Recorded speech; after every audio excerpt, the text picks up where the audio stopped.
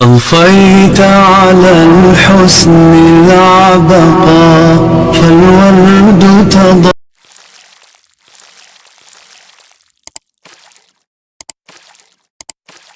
الحمد لله نحمده ونستعينه ونستغفره ونؤمن به ونتوكل عليه ونعوذ بالله من شرور أنفسنا ومن سيئات أعمالنا من يهده الله فلا مضل له ومن يضلله فلا هادي له ونشهد أن لا إله إلا الله وحده لا شريك له ونشهد أن سيدنا ومولانا محمدا عبده ورسوله أما بعد فأعوذ بالله من الشيطان الرجيم بسم الله الرحمن الرحيم من عمل صالحا من ذكر أو أنثى وهو مؤمن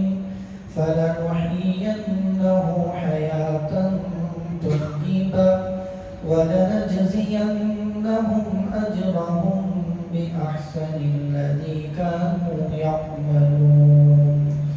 وقال النبي صلى الله عليه وسلم التائب من الذنب كمن لا ذنب له سبحان ربك رب العزة عما يصفون وسلام على المرسلين والحمد لله رب العالمين. اللهم صل على سيدنا محمد وعلى آل سيدنا محمد وبارك وسلم. معزز حاضرین کرام، بزرگان محترم، عزیزان ملت، آج ہم یہاں پر دو مقاصد کے لیے جمع ہوئے ہیں. پہلا مقصد تو یہ ہے کہ رمضان المبارک کی راتوں میں نماز تراویح کے اندر پورے رمضان المبارک میں قرآن مجید پڑھا گیا. آج اس قرآن مجید کی تکمیل ہوئی ہے. خیر پورے رمضان المبارک میں اتنے سارے لوگ جمع نہیں ہو سکے. ختم کے موقع پر لوگوں کی ایک بہت بڑی تعداد حاضر ہو جاتی ہے، یہ امید لے کر کہ اللہ کے نبی صلی اللہ علیہ وسلم نے فرمایا جب قرآن مجید ختم ہوتا ہے تو قرآن مجید کے ختم پر اللہ تبارک و تعالی دعاؤں کو قبول فرماتے ہیں. اللہ تعالی ہمارے جمع ہونے کو قبول فرمائے اور ہماری دعاؤں کو بھی مقبول فرمائے. دوسرا مقصد ہمارا جمع ہونے کا، اللہ کے نبی صلی اللہ علیہ وسلم نے فرمایا ہے کہ شب قدر کی تلاش رمضان کے آخر عشرے کی تاخراتوں میں کرو، اور کبھی روایات کے مطابق 27ویں رات میں شب قدر ہونا ہمیں معلوم ہوتا ہے. ویسے تو شب قدر کی تلاش پوری 5 تاخراتوں میں بھی ہمیں کرنا ہے، لیکن امت کا ایک بہت بڑا مجمع 27ویں شب کو شب قدر کی تلاش کے لیے مساجد میں ہو یا تنہائیوں میں ہو اللہ کے دربار میں پیش ہوتا ہے. اللہ تعالی ہمارے جمع ہونے کو قبول فرمائے اور اس مجمع کی لاج رکھ کر اللہ تعالیٰ اس رات کو شب قدر بنائے، اور شب قدر جن جن کو بھی ملے اللہ تعالیٰ ہر ایک کو اس کی قدردانی کرنے کی اور صحیح معنی میں اللہ تعالیٰ کے حضور اپنی عبادتوں کا ہدیہ پیش کرنے کی توفیق عطا فرمائے. میں نے آپ کے سامنے جو آیت کریمہ پڑھی ہے اس کے اندر اللہ تبارک و تعالیٰ فرماتے ہیں من عمل صالحا من ذکر او انثى وهو مؤمن، جو کوئی بندہ ایمان کی حالت میں اللہ کا یقین رکھتے ہوئے، اللہ کی ذات کا اور رسول پاک صلی اللہ علیہ وسلم کے نبی ہونے کا یقین رکھتے ہوئے نیک اعمال کرے گا تو اللہ اس کو 2 طرح کے انعامات عطا کریں گے. پہلا انعام کیا ہے؟ فَلَنُحْيِيَنَّهُ حَيَاةً طَيِّبَةً، اس دنیا کے اندر اللہ تعالیٰ اس کو اچھی زندگی، خوشنما زندگی عطا فرمائیں گے. اور آخرت میں وَلَنَجْزِيَنَّهُمْ أَجْرَهُمْ بِأَحْسَنِ الَّذِي كَانُوا يَعْمَلُونَ، ان کے اعمال کا بہترین بدلہ عطا فرمائیں گے۔ عام طور پر لوگ یہ سمجھتے ہیں کہ بھئی آخرت کا، دین کا کوئی کام کرو تو اس کا فائدہ آخرت میں ہوتا ہے۔ یہ بات بالکل پورے طور پر ٹھیک نہیں ہے، کیونکہ اللہ تعالیٰ نے اس آیت کے اندر ایمان اور عمل صالح کا جو فائدہ اور جزا اور اس کا ثواب اللہ نے جو بتلایا ہے، پہلا فائدہ ہے فَلَنُحْيِيَنَّهُ حَيَاةً طَيِّبَةً، اس کا سب سے بڑا فائدہ، سب سے پہلا فائدہ نقد کے طور پر اللہ اس دنیا میں خوبصورت زندگی عطا فرمائیں گے۔ اللہ جس زندگی کو خوبصورت بنائے، اس زندگی کے اندر پریشانیاں نہیں ہو سکتی، حالات نہیں ہو سکتے۔ اگر کچھ حالات، مصیبتیں، پریشانیاں بھی آ جائیں تو پھر بھی وہ بندہ دینی اعتبار سے بے چین نہیں رہ سکتا۔ علامہ انور شاہ کشمیری رحمۃ اللہ علیہ سے کسی نے سوال کیا، حضرت ہم کہتے ہیں کہ میں مسلمان ہوں، کبھی تو اپنے آپ کو مسلمان کہتے ہیں، کبھی اپنے آپ کو مومن کہتے ہیں، یہ مجھے فرق نہیں سمجھ میں آ رہا کہ مسلمان اور مومن کے درمیان کیا فرق ہے۔ حضرت نے سادے صرف 2 جملوں میں جواب دیا، مسلمان اسلام یہ ہے کہ اس کا اثر بندے کے اعضاء پر ظاہر ہوتا ہے، زبان سے لے کر اعضاء پر اس کا اثر ظاہر ہوتا ہے تو اس کو اسلام کہتے ہیں۔ اگر وہی ایمان بندے کے دل سے لے کر رگ رگ میں اتر جائے تو پھر اس کو مومن کہتے ہیں۔ جناب محمد رسول اللہ صلی اللہ علیہ وسلم کے دربار میں کچھ دیہاتی آئے اور عرض کیا، قالت الاعراب آمنا، اللہ نے سورہ حجرات میں ارشاد فرمایا، کچھ دیہاتی آئے اور انہوں نے کہا نبی جی ہم نے کلمہ پڑھا اور ہم مومن ہو گئے، ایمان لے آئے۔ اللہ نے فوراً کہا قل، اے نبی جی ان سے کہیے لم تؤمنوا، تم ابھی مومن نہیں بنے، ولکن قولوا اسلمنا، تمہیں چاہیے کہ یہ کہو کہ ہم مسلمان ہو گئے۔ ہم مومن نہیں ہوئے بلکہ ہم مسلمان ہوئے ہیں۔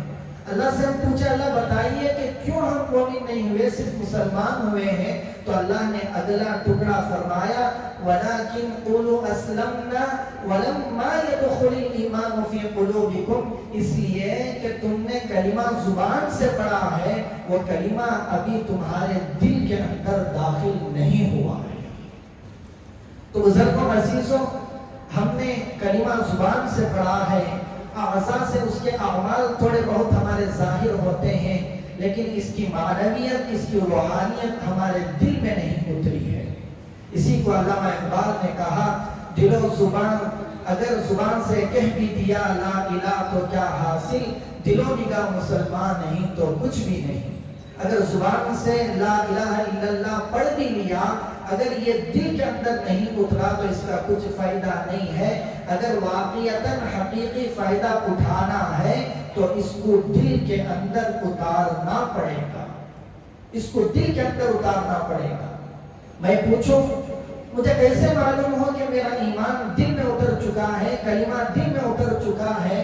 تو یاد رکھیں اس کی علامت یہ ہے کہ جب ایمان دل کے اندر اترتا ہے تو پھر اپنے اعضاء سے اللہ کی نافرمانی نہیں ہوتی۔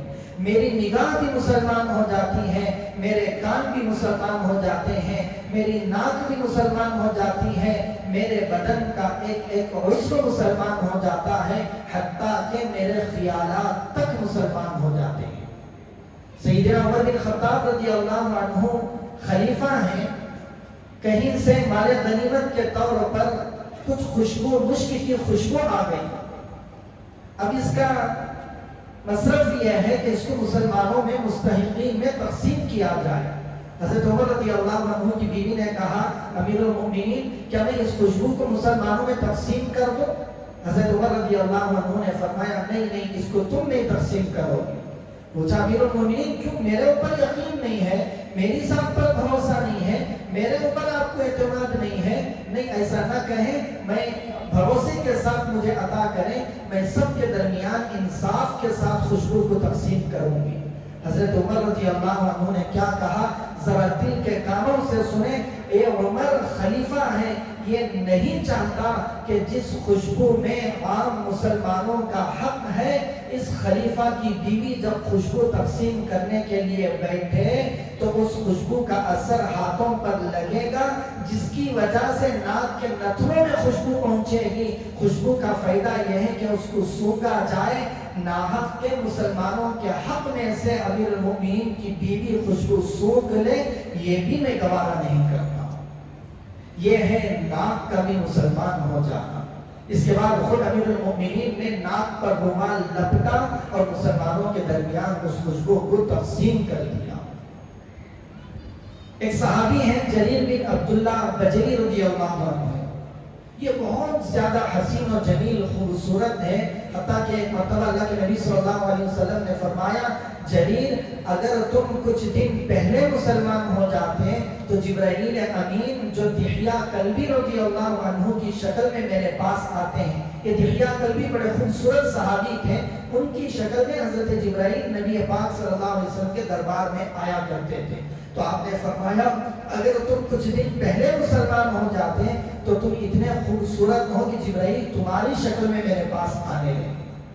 یہ جریر بن عبداللہ بجلی رضی اللہ عنہ ایک مرتبہ بازار سے گزر رہے تھے، چہرے پر نقاب ڈالا ہوا تھا۔ کسی نے کہا کیا بات ہے، چہرے کا پردہ کرنا، اپنے بدن کو چھپانا، نقاب ڈالنا، یہ تو عورتوں کو حکم ہے، تم کب سے لوگوں کے سامنے پردہ کرنے لگے؟ تو حضرت جریر بن عبداللہ رضی اللہ عنہ نے فرمایا اللہ نے مجھے گورا بنایا، سرخ بنایا ہے، مجھے حسین و جمیل بنایا ہے، میری خوبصورتی کو دیکھ کر مجھے یہ ڈر ہے چونکہ مدینے کے جو دیواریں ہوتی ہیں چھوٹی دیواریں ہیں، میں راستے سے گزروں، میرا قد بھی لمبا ہے، مدینے کی عورتیں ان دیواروں کی آڑ سے مجھے دیکھیں تو مجھے ڈر ہے کہ کہیں فتنے میں مبتلا نہ ہو جائیں، اس لیے میں نے اپنے چہرے پر پردہ ڈالا ہوا ہے۔ آج ہمارا کیا حال ہے؟ اللہ نے امت کی بیٹی کو خوبصورت چہرہ دے دیا، خوبصورت بال دے دیے، خوبصورت بدن دے دیا، اس بیٹی سے کہو کہ بیٹی تیرے اوپر پردہ فرض ہے، تو بیٹی کہتی ہے اگر میں پردہ کر لوں تو میرے خوبصورت چہرے کا کیا فائدہ، اگر میں سر کو چھپا لوں تو میرے خوبصورت بالوں کا کیا فائدہ۔ یہاں وہ عورتوں تو عورتیں ہیں، مرد بھی اپنے چہرے کو صرف اس لیے چھپا رہے ہیں کہ اس خوبصورتی کی وجہ سے کوئی فتنے کے اندر مبتلا نہ ہو جائے۔ یہ ہے آنکھوں کا مسلمان ہونا۔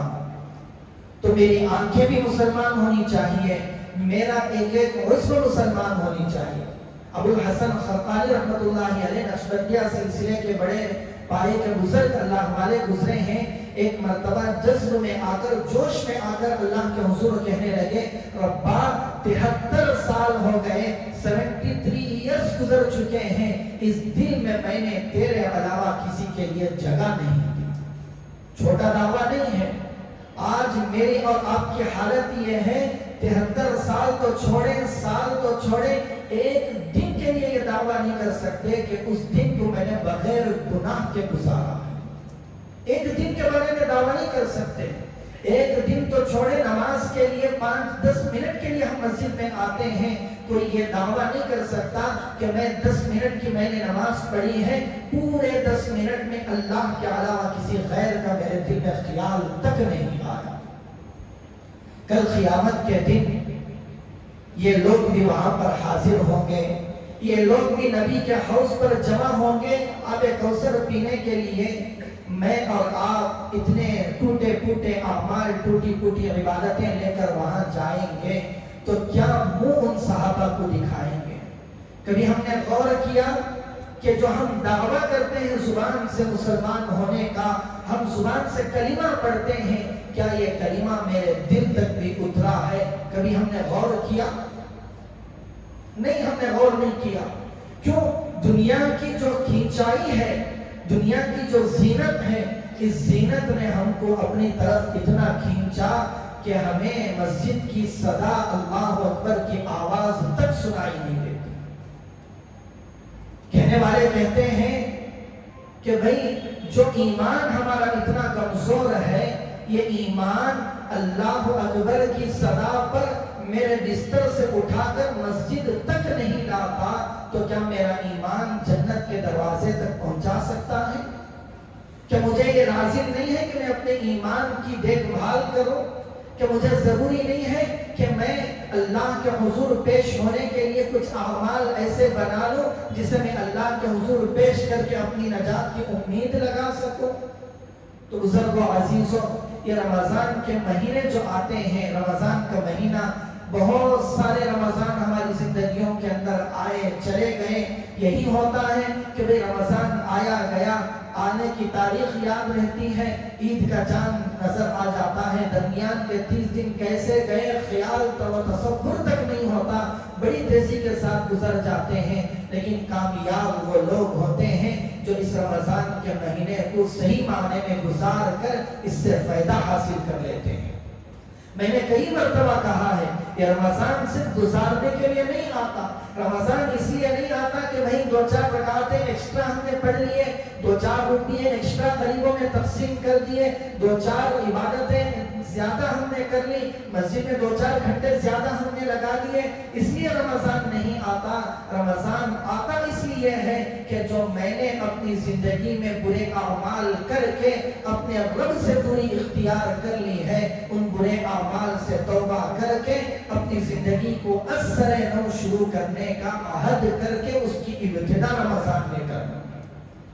ذرا دل پر ہاتھ رکھ کر سوچیں، رمضان کے تقریباً 26 دن گزر گئے، ہم میں سے کون وہ آدمی ہے جس نے یہ ارادہ کیا ہے کہ ربا اب تک کے رمضان گئے سو گئے، میں اس رمضان کے بعد سے یہ عہد کرتا ہوں کہ میری آنکھ کبھی غلط نہیں دیکھے گی، میرے کان کبھی موسیقی کی پیپ اپنے کانوں میں نہیں بھریں گے، میرا ہاتھ کسی پر ظلم نہیں اٹھے گا، میرے دل میں کسی کا گندا خیال نہیں آئے گا۔ ہم میں سے کون ہے جس نے دل سے یہ عہد کیا ہوا ہے؟ دیکھیے، ایک مرتبہ سیدنا عمر رضی اللہ عنہ کے پاس ایک صحابی آئے اور کہا امیر المؤمنین بہت مبارک ہو۔ کہا کس لیے؟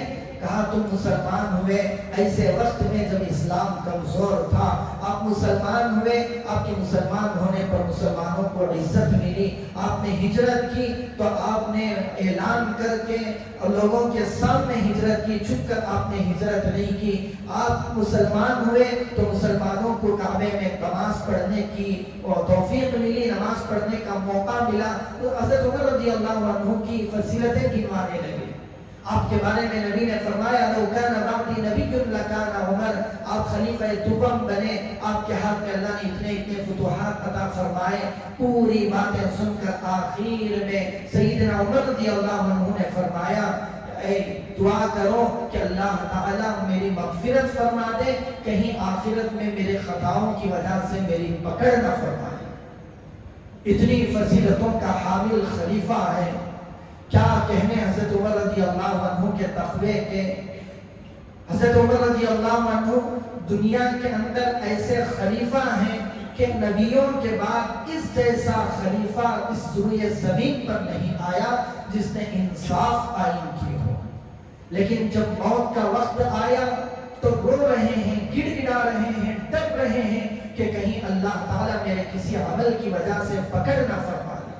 22 لاکھ مربع میل کا خلیفہ جس نے 22 لاکھ مربع میل تک اسلام کو پہنچایا، اسلام کا جھنڈا وہاں پر لہرایا، مسجد نبوی کی پھٹی چٹائیوں پر بیٹھ کر رو رہا ہے کہ ربا اگر دریائے دجلہ کے کنارے ایک کتا بھی پیاسا مر گیا تو اے عمر اللہ تیری پکڑ فرمائے گا۔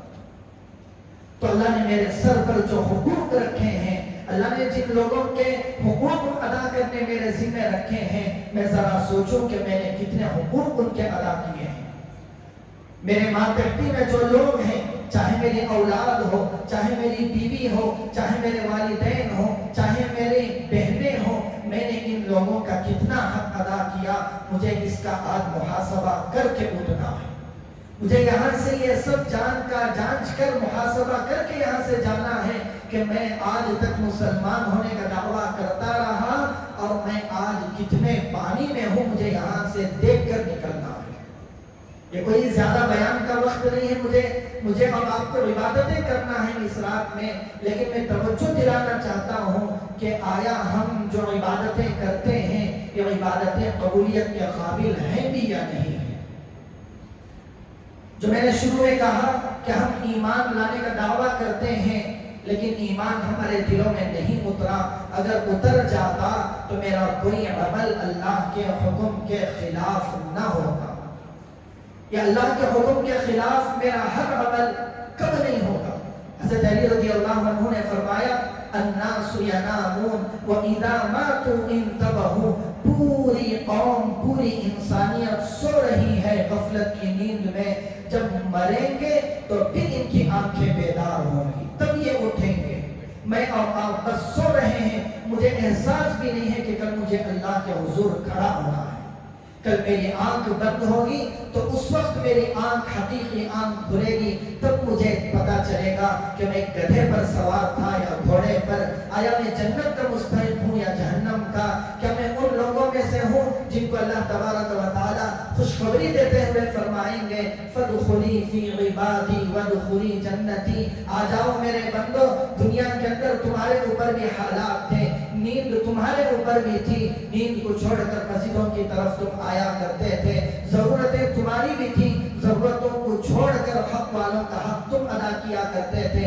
اللہ ایسے بندوں کو جنہوں نے عبادت کا حق ادا کیا ہوگا, ایسے بندوں کو اللہ تعالیٰ بلائیں گے فادخلی فی عبادی. آؤ آؤ میرے خصوصی بندوں میں داخل ہو جاؤ. پوچھیں اللہ خصوصی بندوں کا بدلہ کیا ہے؟ وادخلی جنتی.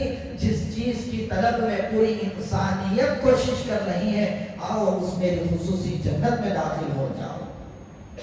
جب یہ آیت کا ٹکڑا سامنے آ گیا تو میں عرض کرتا چلو, اللہ نے نیک بندوں کے لیے جو انعام یہاں پر بیان فرمایا, اللہ نے اٹھاتے ہی پہلے یہ نہیں کہا کہ چلو جنت میں داخل ہو جاؤ. سب سے پہلے یہ کہا کہ پہلے میں تمہیں خصوصی بندوں میں داخل کروں گا, اس کے بعد جنت میں داخل کروں گا.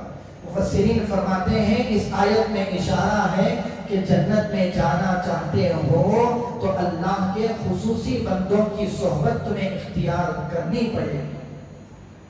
اللہ کے خاص بندوں کی صحبت میں آنا پڑے گا, علماء کے قدموں میں آنا پڑے گا, وہیں پر تمہیں صحیح اسلام ملے گا. آج یہ جو غلط تصور نوجوانوں کے ذہنوں میں بٹھایا جا رہا ہے, ایک غلط کانسیپٹ ہمارے مسلمانوں کے ذہنوں میں ایک یوٹیوب کے ذریعے سے, سوشل میڈیا کے ذریعے سے ڈالا جا رہا ہے کہ بھئی یہ باتیں کوئی چیز نہیں ہوتے. آج میں کھل کر کہنا چاہتا ہوں, یہ جو فتنہ ہے انجینئر محمد علی مرزا کا, یہ پوری کوشش ہے کہ مسلمانوں کو قرآن و حدیث کے نام پر علماء سے کاٹ دیا جائے, اکابرین سے توڑ دیا جائے, محدثین سے ہٹا دیا جائے. جتنے بھی اکابر ہیں سب سے کاٹ کر کہتا کیا ہے, میں ہوں علمی کتابی. ارے یہ کتاب کہاں سے ملی ہے, علم کہاں سے ملا؟ سب سے کاٹ کر صرف قرآن و حدیث کا لیبل لگا دیا جاتا ہے. اگر صرف مجھے قرآن کے اوراق, حدیث کے اوراق ہی کی ضرورت ہوتی تو اللہ کسی پہاڑ پر قرآن کو رکھ کے مسلمانوں کو یہ کہہ دیتے, لوگوں میں اعلان کروا دیتے کہ ہدایت چاہتے ہو, تم کامیابی چاہتے ہو تو جاؤ فلاں پہاڑ پر میں نے قرآن رکھا ہے, اس کو اٹھو پڑھو اور ہدایت پا جاؤ. نہیں نہیں, اللہ ہدایت دینا چاہ رہے تھے, ہدایت فرد کے ذریعے سے ملتی ہے. کیا ضرورت تھی نبی کو امت کے اندر 23 سال رہ کر کبھی مدینے مکہ مکرمہ کی گلیوں میں کانٹوں پر چلنا پڑ رہا, کبھی پتھر کھانے پڑ رہے ہیں, کبھی لوگوں کی منہ سے الٹی سیدھی باتیں سننی پڑ رہی ہیں. احد کے میدان میں دیکھو اپنے دانتوں کو توڑوانا پڑ رہا ہے. اپنے محبوب کو اتنی تکلیف پہنچانے کی کیا ضرورت تھی؟ ایک قرآن لا کر دے دیتے, لوگ ہدایت یافتہ ہو جاتے. ہدایت ملے گی قرآن کے ذریعے سے, حدیث کے ذریعے سے, لیکن قرآن و حدیث سمجھائیں گے جناب محمد رسول اللہ صلی اللہ علیہ وسلم. اور نبی پاک کے واسطے سے, ان کے وسیلے سے جن لوگوں نے سینہ بسینہ اس قرآن و حدیث کو حاصل کیا, اس قرآن و حدیث کو اگر ان لوگوں سے میں حاصل کروں تو صحیح معنی میں وہیں پر مجھے قرآن و حدیث مل سکتی ہے. خدا را علم حاصل کرنے کے نام پر, تحقیق کے نام پر ان لوگوں کے پیچھے پڑ کے اپنے ایمان کا سودا نہ کریں. دیکھیں جو لوگ صرف تحقیق کے پیچھے پڑے رہتے ہیں, جا کر دیکھیں کن مسائل کی تحقیق کر رہے ہیں. رفع یدین کی, ہاتھ کہاں باندھنا اس کی تحقیق, آمین زور سے پڑھنا آہستہ پڑھنا اس کی تحقیق. ارے یہ تو فروعی مسائل ہیں. جس نے آمین زور سے کہی اس کی بھی نماز ہوئی, جس نے آہستہ پڑھی اس کی بھی نماز ہو گئی. ان فروعی مسائل کی تحقیق میں لگ کر اتنے بہت سارے فرائض ان لوگوں سے چھوٹ جاتے ہیں جن کو اللہ نے فرض کر رکھا ہے، احساس تک نہیں ہوتا۔ پھر کیا، میں قرآن پڑھنے والا، میں حدیث پڑھنے والا، جب یہ قرآن و حدیث پڑھنے کا جنون تکبر سر پر چڑھتا ہے تو پھر کسی عالم کی بات اس کے دل میں نہیں اترتی، کیوں اس کے دل میں بٹھا دیا گیا ہے پہلے سے۔ یہ جو علماء ہیں، یہ بابیں ہیں، یہ فلاں ہیں، یہ غلط قصے بیان کرتے ہیں، من گھڑت کہانیاں آپ کو سنا کر تمہیں گمراہ کرنے کی کوشش کرتے ہیں، یہی تصور نوجوانوں کے دلوں میں بٹھا کر علماء سے بالکل کاٹا جا رہا ہے۔ تو اس لیے خدا را اگر صحیح معنی میں ہدایت ملنی ہے تو اللہ والوں کے قدموں میں بیٹھ کر ہی مل سکتی ہے۔ اس لیے اللہ نے کہا تمہیں کامیاب نیک بندوں کو میں اپنے خاص بندوں میں داخل کروں گا، پھر میں اپنی جنت میں لے کر جاؤں گا۔ خیر، میں عرض کر رہا تھا کہ قُل لَّمْ تُؤْمِنُوا وَلَٰكِنْ قُولُوا أَسْلَمْنَا، کہ ایمان ابھی دل میں داخل نہیں ہوا، ابھی ہم مسلمان ہوئے ہیں۔ مسلمان ہوئے ہیں، مومن صحیح معنی میں کب ہوں گے؟ جب یہ ایمان ہمارے دل میں اترے گا۔ یہی بات میں عرض کر رہا تھا۔ تو یہ جو رمضان کا مہینہ ہم سے چھوٹتا جا رہا ہے، یہ بہترین موقع ہے اس ایمان کو دل میں اتارنے کے لیے۔ ہم یہ دھوکے میں نہ رہیں کہ بھئی زبان سے کلمہ پڑھ لیا، اللہ کے نبی نے فرمایا ایک مرتبہ بھی جس میں کلمہ پڑھا ہو وہ جنت میں داخل ہو جائے گا، اس گمان میں نہ رہیں۔ کیوں؟ کیونکہ جنت میں اللہ داخل کریں گے ایمان والے کو، لیکن جو دخول اولی ہے، پہلے مرحلے میں جنت میں داخل ہونا ہے، یہ اعمال صالحہ کے ساتھ منحصر ہے، اعمال صالحہ کے ساتھ مشروط ہے۔ جنت میں اللہ داخل کریں گے، لیکن اس کی حالت کیا ہوگی؟ جو اعمال صالحہ کیے بغیر صرف مسلمان ہوگا، کئی لاکھ سال تک جہنم میں جلے گا۔ وہاں کے لاکھ سال کیا ہمارے اندر طاقت ہے اتنے عذاب کو برداشت کرنے کی؟ دنیا کی اتنی سی آگ برداشت نہیں ہوتی، جہنم کی اتنی خوفناک آگ کروڑوں لاکھوں برس جل کر پھر اللہ تعالیٰ اس کو لے جا کر جنت میں داخل کریں گے۔ یہ دھوکے میں نہ رہیں کہ مسلمان ہی چلو جنت میں داخل ہو جائیں گے، نہیں، مسلمان تو ہو گئے، اس ایمان کو موت تک بچا کر لے جانا ہے۔ موت تک میرا ایمان اسی وقت بچے گا تب میں اس ایمان کے بارے میں ڈرتے ڈرتے اس ایمان کے ایک ایک تقاضے کو پورا کرتا رہوں گا۔ امام ابو حنیفہ رحمۃ اللہ علیہ جلیل القدر امام ہیں، تابعی ہیں، 400 حدیث کے حضرت کے استاد ہیں۔ یہ جو حاسدین ہیں حضرت کے، خامخواہ کے لیے مشہور کر دیتے ہیں کہ امام ابو حنیفہ کو صرف 16 یا 17 حدیثیں یاد تھیں۔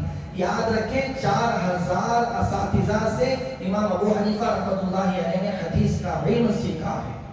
ان 4000 اساتذہ میں ایک استاذ وہ بھی ہیں جنہوں نے 500 صحابہ سے علم حدیث لیا ہے، اور خود امام ابو حنیفہ رحمۃ اللہ علیہ تابعی ہیں، اور انہوں نے جو پہلی حدیث سنی ہے، پہلی حدیث کا سبق لیا ہے، وہ ایک صحابی سے لیا ہے۔ اور حضرت نے 54 حج پیدل کیے ہیں، اور حضرت کے بارے میں مشہور ہے، بالکل مشہور تاریخی روایات ہیں کہ حضرت 40 سال تک عشاء کے وضو سے فجر کی نماز پڑھا کرتے تھے، رمضان المبارک میں 63 قرآن پورے کیا کرتے تھے۔ اتنے ساری حضرت کی عبادتیں، حضرت نے تقریباً 90 لاکھ مسائل قرآن و حدیث سے استنباط کر کے امت کے لیے پیش فرمائے۔ اتنا بڑا دین کا کام کر کے، اتنی عبادتیں کر کے، جب حج کے لیے مکہ مکرمہ گئے، ملتزم سے چمٹ کر دعا کرنے کا وقت آیا اور رونے لگے۔ حضرت کی زبان سے جو جملے نکلے ہیں وہ سننے کے لائق ہیں۔ حضرت نے اپنی زبان کھولی تو کیا نکالا؟ ربا ما عبدناک حق عبادتک، اللہ میں نے تیری عبادت کا حق ادا نہیں کیا۔ ما عرفناک حق معرفتک، اللہ تیری پہچان کا، معرفت کا میں نے حق ادا نہیں کیا۔ جن کے دل بنے ہوئے ہوتے ہیں، جن کے دلوں میں ایمان راسخ ہو چکا ہوتا ہے، پھر وہ سب کچھ کر کے بھی ایسے ڈر رہے ہوتے ہیں۔ ہماری طرح 2-4 نمازیں پڑھ کے 2-4 روپیے صدقہ کر کے مطمئن نہیں ہوتے۔ تو بزرگوں عزیزوں، اگر واقعتاً صحیح معنی میں میں اور آپ مومن ہوتے تو میرے گھر میں بھی ایمان اسلام نظر آتا، میری مسجدوں میں بھی اسلام نظر آتا، میرے چہرے پر بھی اسلام نظر آتا، میرے حلیے پر بھی اسلام نظر آتا، میری شادی بیاہ کے شادی خانوں میں بھی اسلام نظر آتا، میری گھر کی عورتوں کے پردے میں ان کے لباس میں بھی اسلام نظر آتا۔ اگر یہاں پر نظر نہیں آ رہا تو وہ ایمان میرے سینے میں نہیں اترا، جو ایمان سینے میں نہیں اترا اس ایمان کا کیا بھروسہ کہ موت کے وقت وہ ایمان میرا ساتھ دے گا۔ تو اس لیے ڈرنے کی ضرورت ہے، خوف کھانے کی ضرورت ہے۔ ایسا نہیں کہ علماء خالی ڈراتے رہتے ہیں، امید نہیں دلاتے ثواب کی امید۔ ہاں اللہ تعالیٰ بڑے رحیم ہے، کریم ہے، اللہ کی رحمت سے امید بھی لگانی چاہیے، لیکن آج ہمارے دلوں سے ڈر ختم ہو گیا۔ یہ سب سے بڑا المیہ ہے۔ ڈرنے کا کوئی مزاج ہی ہمارے اندر نہیں ہے، بڑے آرام سے ہماری زبان مشین کی طرح سے جھوٹ بول دیتی ہے، مجھے خیال تک نہیں ہوتا کہ میری زبان جھوٹ بول رہی ہے۔ حضرت تھانوی رحمۃ اللہ علیہ نے لکھا ہے کہ ہمارے رمضان میں بہت سارے مسلمان جو پورے سال نماز نہیں پڑھتے مسجدوں میں آ کر نمازی بن جاتے ہیں، بہت سارے بے دین مسلمان بھی روزہ رکھنے لگ جاتے ہیں، گھنٹہ ڈیڑھ گھنٹہ 2 گھنٹے تراویح کے لیے کھڑے ہو جاتے ہیں، اور جو پیسہ خرچ کرنے کے بارے میں کنجوس ہوتا ہے ایسا مسلمان بھی رمضان میں صدقہ و خیرات کر دیتا ہے۔ لیکن چونکہ اللہ کی صحیح معرفت نہیں ہوتی، علماء سے تعلق نہیں ہوتا، اتنی ساری عبادتیں کرنے کے باوجود اللہ تعالیٰ کا جو حقیقی اللہ کی پہچان ہے وہ نہ ہونے کی وجہ سے میں نے پوری عبادتیں کر لی، لیکن گھر جا کر 2-4 الفاظ میں کسی کی غیبت کر دی تو ساری عبادتوں کا نور ختم ہو گیا۔ ہم پورے رمضان میں عبادتیں کر کے بھی رمضان کے گزر جانے کے بعد خالی ہاتھ کیوں ہو جاتے ہیں؟ کیونکہ ان عبادتوں کو ہمیں جو سمجھتے ہیں کہ چھوٹے چھوٹے گناہ ہیں، ان گناہوں سے ختم کر دیتے ہیں۔ تو اس لیے جب دل کے اندر ایمان اترے گا تو یہ پہچان بھی آئے گی کہ کن کن اعمال کے کرنے سے اللہ ناراض ہوتے ہیں۔ بولنے کے اعتبار سے بالکل مختصر سا لفظ ہے غیبت، کسی کی چغلی، لیکن اس کے ذریعے سے جو اعمال خارق ہوتے ہیں، بڑی بڑی عبادتوں کی روحانیت ختم ہو جاتی ہے۔ تو بزرگوں عزیزوں، آج جو مسلمان تعداد میں کثیر ہونے کے باوجود، بہت زیادہ ہونے کے باوجود پھر بھی پس رہے ہیں، کٹ رہے ہیں، مر رہے ہیں، وجہ یہی ہے کہ ہم مسلمان نام کے ہیں، ایمان ہمارے دل کے اندر نہیں اترا، وہ روحانیت ہمارے دلوں کے اندر باقی نہیں ہے۔ تو کسی علامہ اقبال ہی نے کیا خوب کہا، تم تمدن میں نصارہ، وضع میں تم ہو نصارہ، تمدن میں حنود، یہ ہیں مسلمان جنہیں دیکھ کے شرمائے یہود۔ ہماری وضع پتہ، ہمارا لباس، ہمارا رہن سہن نصارہ کی طرح، ہمارا تمدن، ہماری تہذیب، ہمارا کلچر غیر مسلموں کی طرح۔ ہم مسلمان ایسے ہیں، ہمارے اخلاق ایسے ہیں کہ ہمیں دیکھ کر یہود بھی شرما جائیں۔ علامہ اقبال نے کئی سال، کئی صدیوں پہلے یہ اشعار کہے تھے جو آج بالکل فٹ نظر آتے ہیں۔ جن نصارہ کو، جن یہودیوں کو ہم اپنا دشمن سمجھتے ہیں، نبی پاک صلی اللہ علیہ وسلم کا دشمن سمجھتے ہیں، آج ہم انہی کی اتباع میں اپنی کامیابی سمجھ رہے ہیں۔ آج میرے نوجوانوں کو دیکھو، آج بچیوں کو دیکھو، اللہ ماشاءاللہ تھوڑے بہت لوگ مسلمان ہیں جو ان کے رہن سہن سے نفرت کرتے ہوں، لیکن مسلمانوں کا بہت بڑا طبقہ وہ ہے جو ان کو فالو کر کے، ان کی پیروی کر کے بھی کوئی بری بات نہیں سمجھتا۔ ایک معمولی چیز سمجھ جاتے ہیں کہ آج کا ماڈرن فیشن یہی ہے، آج کا رہن سہن یہی ہے، آج کا طریقہ یہی ہے، جبکہ اپنے دشمنوں کی پیروی کر رہے ہوتے ہیں۔ یاد رکھیں، اللہ کے نبی صلی اللہ علیہ وسلم نے رو رو کر، محنت کر کے ہمارے لیے حالات بنائے تھے، اس امت کو بنایا تھا۔ ایک مرتبہ اللہ کے نبی صلی اللہ علیہ وسلم مدینے میں یا مکے میں کہیں نظر نہیں آ رہے تھے، صحابہ بڑے پریشان تھے، صحابہ کی روتے روتے آنکھیں سرخ ہو نہیں, تلاش کر رہے ہیں کہ کہاں گئے نبی پاک صلی اللہ علیہ وسلم. کہیں ہمارے اپنے عمل سے کسی وجہ سے ناراض ہو کر کہیں چل تو نہیں دیے, کہیں اللہ نے بلا نہ لیا ہو. پریشان ہو کر تلاش کرنے لگے, جنگلوں میں نکل گئے. ایک جنگل میں گئے, ایک چرواہا بکریوں کو چرا رہا ہے. پوچھا کہیں تم نے اس قسم کے آدمی کو یہاں پر دیکھا؟ اس چرواہے نے کہا میں نے کسی آدمی کو نہیں دیکھا. ہاں ایک بات ضرور ہے, وہاں پر جو غار ہے اس غار سے 3 دن سے میں ایک آدمی کے رونے کی آواز سن رہا ہوں. صحابہ گئے, جا کر وہاں پر دیکھا نبی پاک صلی اللہ علیہ وسلم سجدے میں گرے ہوئے ہیں. اس زمین کا حصہ آنسوؤں سے تر ہے, اپنی امت کے لیے وہاں پر دعائیں مانگ رہے ہیں. آج اس نبی پاک صلی اللہ علیہ وسلم کے ساتھ ہماری محبت کتنی ہے؟ ہم نے نبی صلی اللہ علیہ وسلم کے ساتھ محبت کا نیٹ ورک کتنا ایکٹیو کر رکھا ہے. جب نبی صلی اللہ علیہ وسلم کے ساتھ دلی تعلق ہوگا تو اگرچہ 1450 سال نبی پاک صلی اللہ علیہ وسلم کو گزرے ہوئے ہو گئے, لیکن اللہ کے نبی صلی اللہ علیہ وسلم کا خاص تعلق نصیب ہوگا. دیکھیے اویس قرنی رضی اللہ عنہ نبی صلی اللہ علیہ وسلم کے زمانے میں موجود تھے, لیکن اللہ کے نبی کی صحبت نصیب نہیں ہوئی, آپ کے دربار میں نہیں آ سکے, لیکن دل کا کنیکشن نبی کے ساتھ جوڑا تھا. محبت کا جو نیٹ ورک ہے اس کو آپ نے ایکٹیو کر رکھا تھا. اللہ نے حضرت اویس, اللہ کے نبی صلی اللہ علیہ وسلم نے حضرت اویس قرنی رضی اللہ رحمۃ اللہ علیہ کے بارے میں فرمایا, اے عمر اویس قرنی سے ملاقات ہو جائے تو اویس سے میرا سلام کہہ دینا. نہیں آئے نبی کے دربار میں, نہیں دیکھا نبی کو, جب دل کا کنیکشن نبی کے ساتھ جوڑ دیا تو پھر اللہ کے نبی صلی اللہ علیہ وسلم بھی سلام پہنچا رہے ہیں. ایک طرف ابو جہل کو دیکھیں, نبی کی مجلس میں بیٹھ رہا ہے, نبی کی تلاوت کو سن رہا ہے, نبی کی وعظ و نصیحتوں کو سن رہا ہے, محروم کا محروم ہے, نبی صلی اللہ علیہ وسلم کا پکا دشمن بنا ہوا ہے. کیوں؟ نبی کے ساتھ محبت کا تعلق اس نے نہیں جوڑا. تو اس لیے بزرگ و عزیزو, میں آپ کو ایک اور واقعہ جناب سیدنا عثمان بن عفان رضی اللہ عنہ کا سنا دوں کہ حضرت عثمان بن عفان رضی اللہ عنہ بڑے مالدار صحابی, ذوالنورین آپ کو کہا جاتا ہے. نبی صلی اللہ علیہ وسلم کی 2 بیٹیاں آپ کی نکاح میں تھی. ایک بیٹی نکاح میں تھی, انتقال ہو گیا, نبی نے دوسری دے دی. دوسری کا بھی انتقال ہو گیا. آپ نے فرمایا عثمان اگر میری کئی بیٹیاں ہوتی تو ایک ایک کر کے تیرے نکاح میں دیتا جاتا.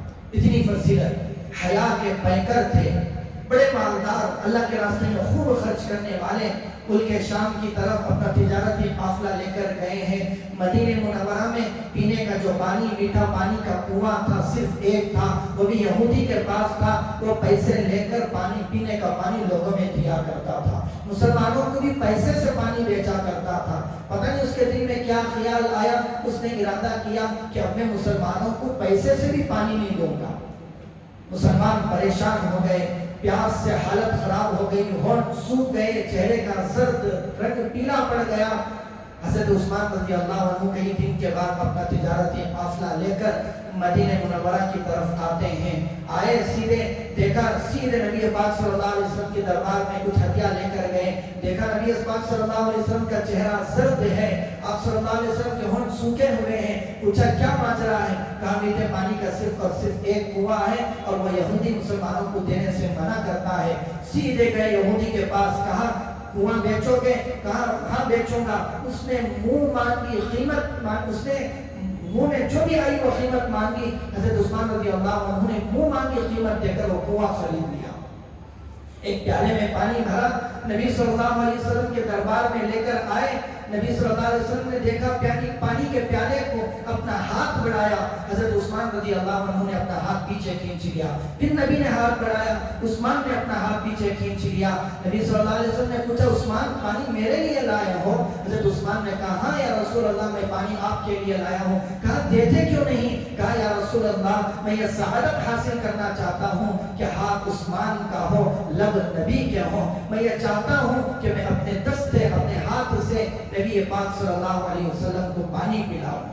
بہرحال نبی صلی اللہ علیہ وسلم نے پانی پیا، بڑی خوشی کا اظہار کیا، پھر آپ نے آخر میں فرمایا یہ جملوں کو سننے کے، یہ جملوں کو سننا ہے، یہ جملے سننے کے لائق ہیں۔ نبی صلی اللہ علیہ وسلم نے فرمایا سنو، کل قیامت کا دن ہوگا، حوض کوثر پر میں کھڑا رہوں گا، ایک طرف ابو بکر ہوں گے، دوسری طرف عمر ہوں گے، عثمان میرے دربار میں آئے گا، میں پانی کا پیالہ لے کر کھڑا ہوں گا، عثمان چاہے گا کہ میں اپنے ہاتھ سے پانی کا پیالہ لے کر پی لوں، میں ہاتھ پیچھے کر لوں گا، عثمان پیالہ لینے کے لیے ہاتھ بڑھائے گا، میں اپنا ہاتھ پیچھے کر لوں گا، پھر میں اپنے ہاتھ سے عثمان کے لبوں کو پیالہ لگا کر آب کوثر پلاؤں گا۔ مال دیا تھا اللہ نے، نبی کا تعلق تھا، نبی کی محبت تھی، نبی کے ساتھ محبت کا کنیکشن تھا، تو انہوں نے مالداری میں رہ کر بھی نبی کی قربت حاصل کر لی۔ تو اس لیے بزرگوں عزیزوں، اللہ نے تھوڑی بہت مال کی فراوانی دے دی، اللہ نے مال و دولت سے نواز دیا، تو خدا کے لیے نبی کے طریقوں کو نہ چھوڑیں۔ اللہ نے تھوڑے بہت پیسے دے دیے، میری شادی بیاہ کے حال بے حیائی سے نہیں بھریں گے، فضول خرچی نہیں ہوگی، میرے ان پیسوں سے غریبوں کا حق ادا ہوگا، یتیموں کا حق ادا ہوگا، بیواؤں کا حق ادا ہوگا، یہی اسلام سکھاتا ہے۔ آج کی جو رات ہے، اگر شب قدر ہو گئی، اللہ نے شب قدر نصیب فرما لی، تو بہت صحیح قسمت ہے، بہت قسمت کی بات ہے، کیونکہ 1000 مہینوں سے بہتر یہ رات ہوتی ہے۔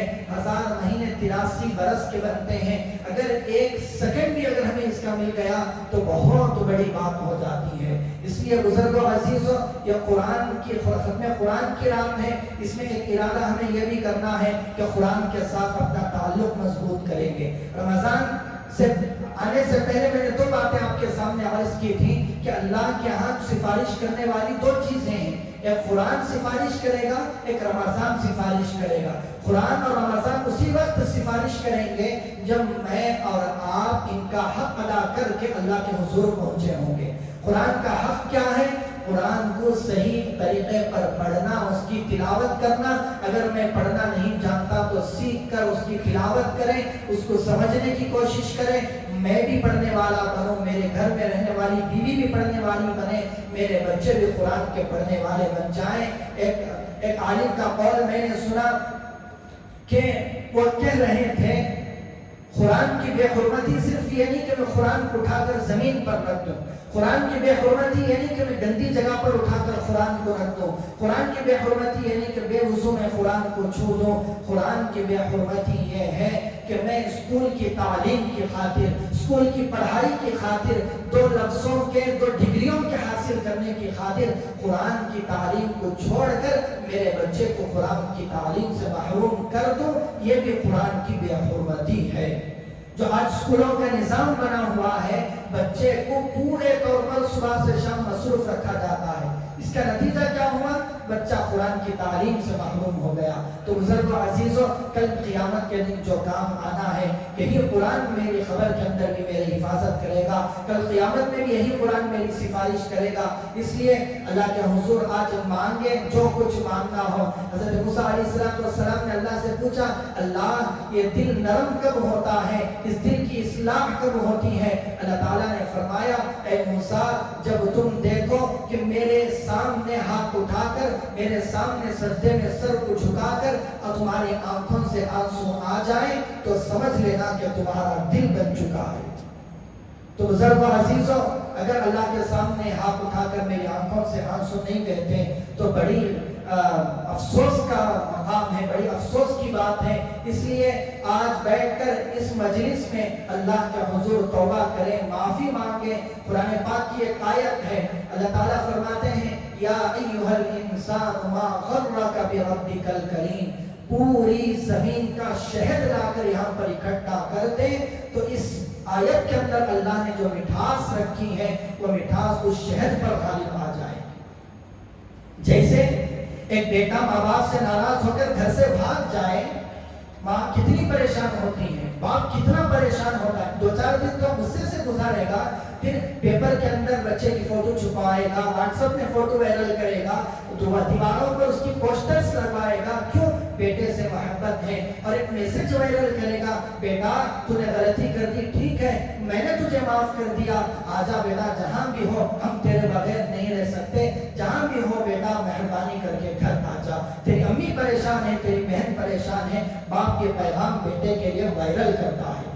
ٹھیک اسی طرح اللہ تبارک و تعالیٰ نے اپنے بندوں سے مخاطب ہو کر فرمایا، میرے بندوں گناہ کر کے میری نافرمانی کر کے پریشان نہ ہونا، یا ایھا الانسان، اللہ نے یہ نہیں کہا یا ایھا العاصون، اے گنہگاروں، نہیں، اے انسان، ما غرک بربک الکریم، تیرے کریم رب کے بارے میں کس چیز نے تجھے دھوکے میں ڈال رکھا ہے، کس چیز نے تجھے دھوکے میں ڈال رکھا ہے، تو کب میرے پاس آنے والا ہے، آجا میرے بندے آجا۔